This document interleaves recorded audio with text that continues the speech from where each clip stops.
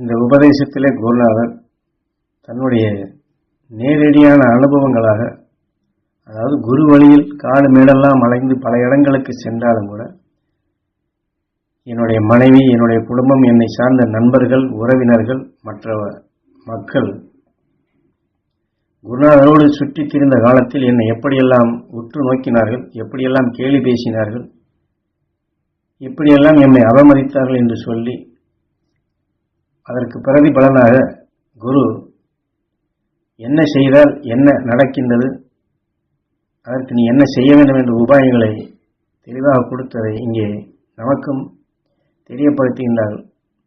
என்றால் சாமி என்று சொல்லலாம், ஆனால் அந்த சக்தி பெற்று எல்லோருக்கும் தெரியப்படுத்தும் நிலையாக வருவதற்கு முன் குருவிடம் சுழன்று வரப்படும் பொழுது என்னை சார்ந்தவர்கள் எல்லாம் குடும்பத்தை கவனிக்காமல் இப்படி பைத்தியம் பின்னாடி சுற்றுகின்றானே என்று பல நிலைகளை சொல்லுகின்றார்கள்.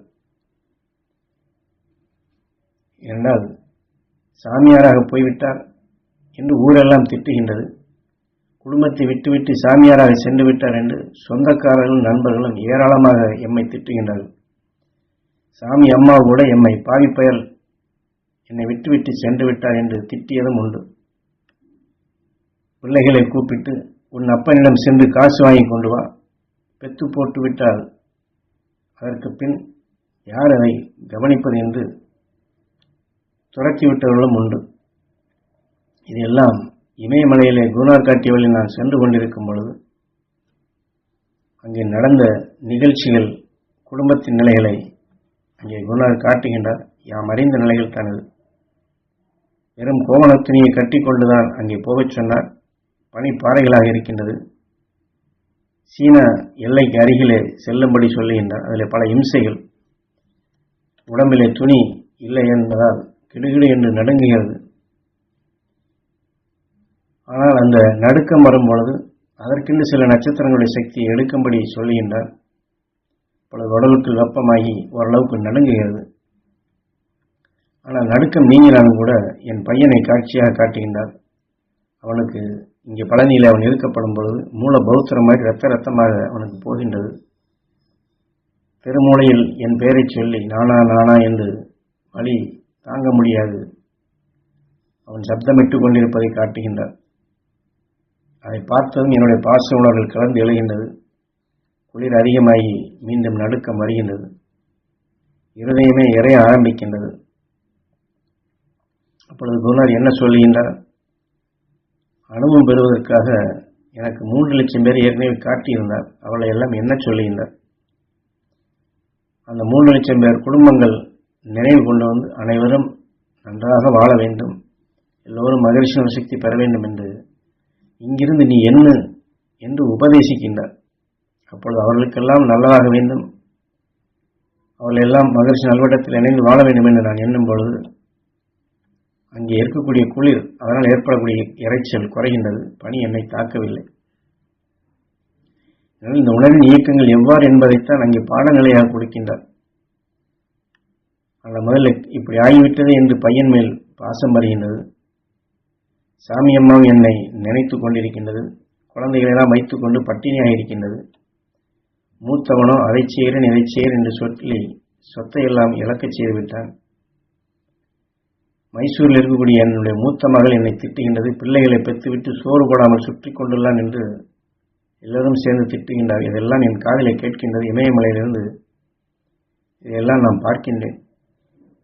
ஆக பாசம் கொண்டு இதை உற்று பார்க்கப்படும் பொழுது இந்த உணர்வு என்ன இயக்குகின்றது, அதனால் நான் எப்படியெல்லாம் அவஸ்தைப்படுகிறேன் என்று குருநாதர் அந்த இடத்தில் வைத்து நேரடி அனுபவமாக கொண்டு வரேன். அதாவது குருநாதர் இங்கே என்ன சொல்கிறார் என்றால், இமயமலையில் குரு வழியில் நான் செயல்பட்டாலும் கூட அங்கே சில அவஸ்தைகள் ஏற்படுகின்றது. அதற்கு காரணம் என்ன? என்னால் பெண்டு பிள்ளைகளை எல்லாம் விட்டுவிட்டுத்தானே குருநாதர் பின்னாடி சென்றேன். அது என்னால் அவதிப்படக்கூடிய அவருடைய துன்பங்களும் துயரங்களும் என்னை நினைத்து அவர்கள் திட்டும் பொழுது அது என்னை வந்து எப்படி தாக்குகின்றது, அந்த பாச உணர்வால் அவர்கள் எண்ணி பார்க்கப்படும் பொழுது அந்த உணர்வு எப்படி இயக்குகிறது என்பதைத்தான் இங்கே காட்டுகின்றார்.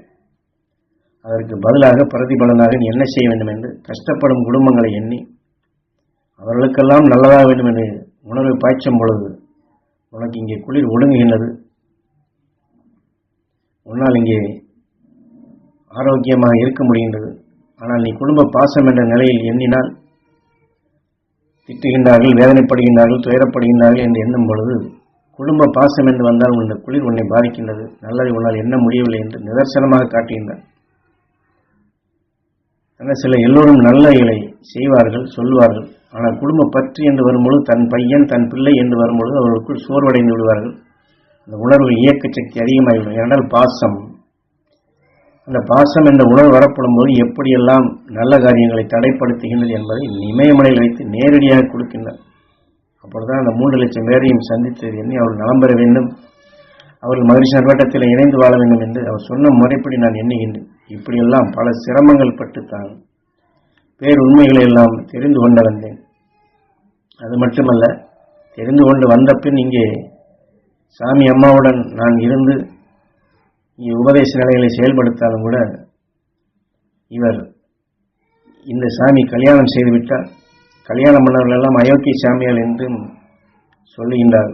எப்பொழுதாவது என் மனைவி அருகில் வந்தால் ஏதாவது பேச முற்பட்டால் இவர் குடும்ப பற்றுடன் இருக்கின்றார் இந்த சாமியார் என்று இப்படியும் சொல்லுகின்றார். என்றால் சாமியார் என்றால் கல்யாணம் செய்யக்கூடாது. இப்படியெல்லாம் மனித உணர்வுகளுக்குள் எப்படியெல்லாம் சந்தர்ப்பத்தின் உணர்வுகள் மாறுகின்றது, இந்த உணர்வுகள் எப்படி சாடுகின்றது, அவருடைய செயலாக்கங்கள் என்ன என்பதைத்தான் ஒவ்வொரு இடத்திலுமே அனுபவபூர்வமாக குருநாதர் காட்டி அது அந்த 3 லட்சம் பேருடைய அனுபவங்களையும் பெரும்படி செய்து சிக்கலான நேரங்களில் அவர்கள் எல்லாம் எண்ணும்படி செய்து அவர்கள் எல்லாம் அருள்வழி வாழ வேண்டும், அருள்வானத்தை வாழ வேண்டும், அருளானந்தம் பெற வேண்டும், மகிழ்ச்சி நிலவட்டத்தில் இணைந்து வாழ வேண்டும் என்று கஷ்டமான நேரங்களில் கஷ்டத்தை எண்ணாதபடி, துயரப்படும் நேரத்தில் துயரத்தை எண்ணாதபடி, அந்த பாசம் நமக்குள் இயக்காதபடி அருள்வழி என்ற நிலைகளை பற்றுடன் பற்றும்படி, அந்த அருள்வழியை பற்றினால்தான் உன்னையும் காக்க முடியும், மற்றவர்களுக்கும் நீ நல்லது செய்ய முடியும் என்பதை நிதர்சனமாக நேரடி அனுபவமாகத்தான்,